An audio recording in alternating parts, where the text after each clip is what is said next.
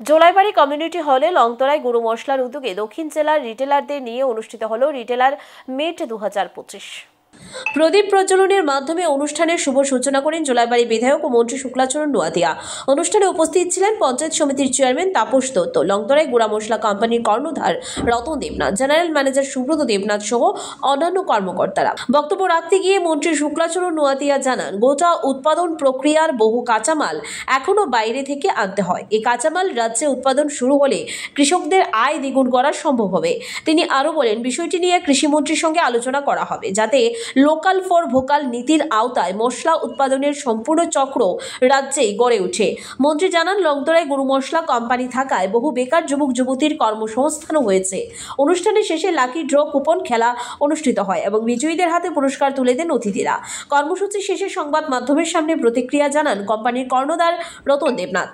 লংতরায় পরিবার প্রত্যেক এরিয়াতেই এই ধরনের রিটেলার মিট সারা বছরই করে থাকে। তারই অঙ্গ হিসাবে আজকে এই দক্ষিণ ত্রিপুরাতে জোলাইবাড়িতে কমিউনিটি হলে আজকে এই রিটেলার মিট।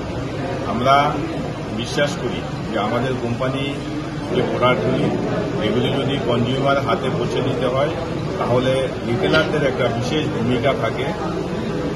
সারা বছর আমরা যে কাজকর্ম করি আমাদের প্রোডাক্ট সম্বন্ধে বা আমাদের যে সার্ভিস কনজিউমারের কাছে পৌঁছানো, তাদের যে সুবিধা অসুবিধাগুলি আছে এগুলি নিয়ে আমরা প্রত্যেক এরিয়াতে আমাদের রিটেলারদের সঙ্গে আমাদের মত বিনিময় হয়। আজকে প্রায় 3000-এর উপরে রিটেলার আমরা সারা ত্রিপুরা রাজ্যে আমরা কভার করি। আর এখানে প্রায় 300 জনের মতো রিটেলার আজকে এখানে সমবেত হয়েছে।